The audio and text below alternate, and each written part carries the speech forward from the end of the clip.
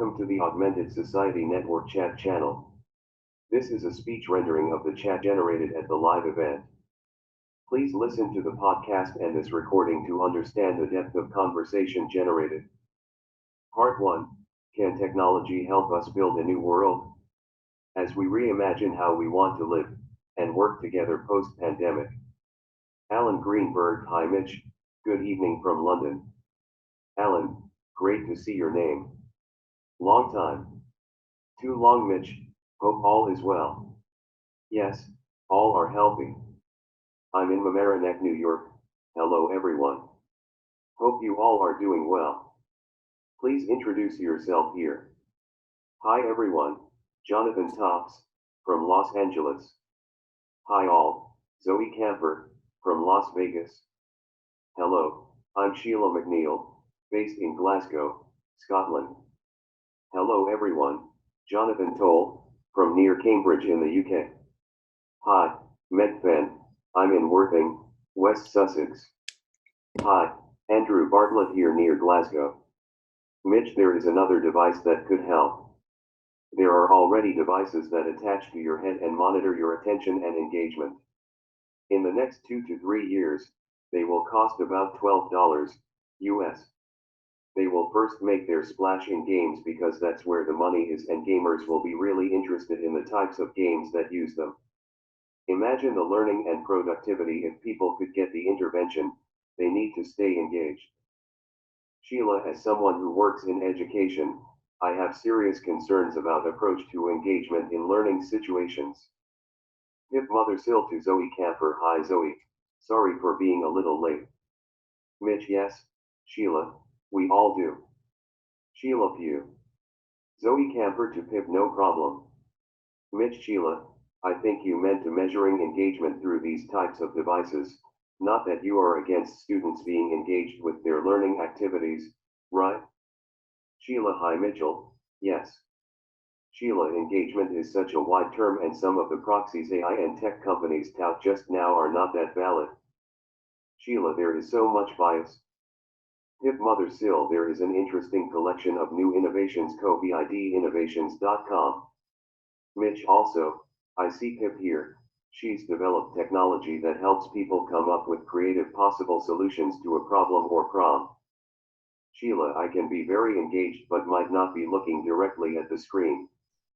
Pip, I'm teaching design fiction to my students at Parsons at the moment.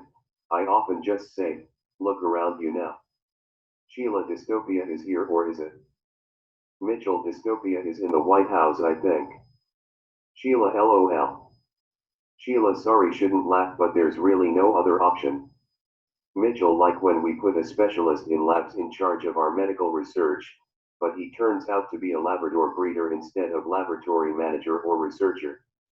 Mitchell, anyhow, going back to the devices that measure brainwaves to determine engagement, they have both an incredible potential for good and evil.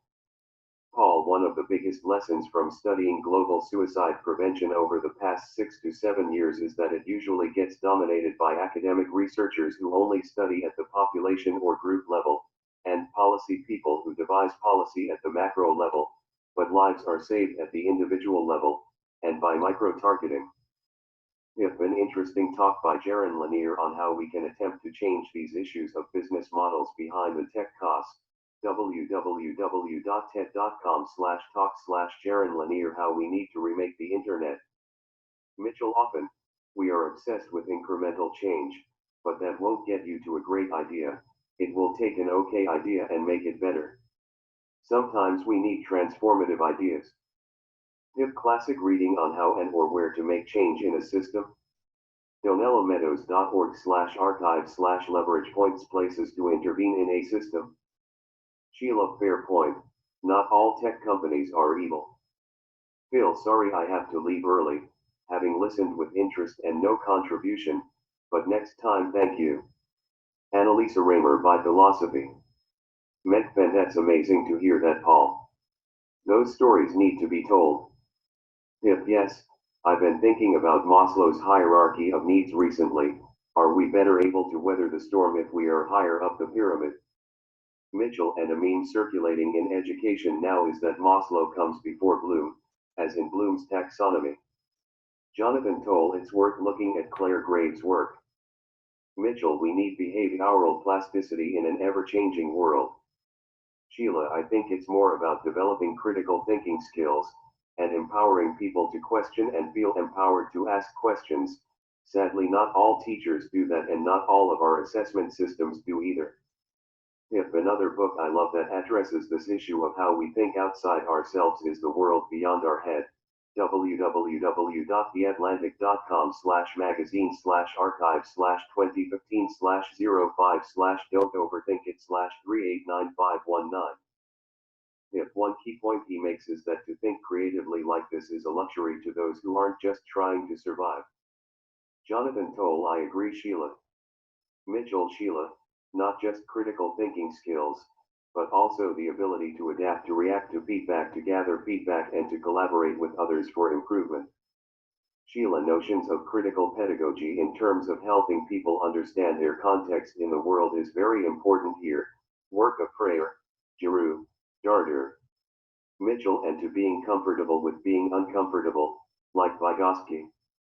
If indeed Sheila and Mitch.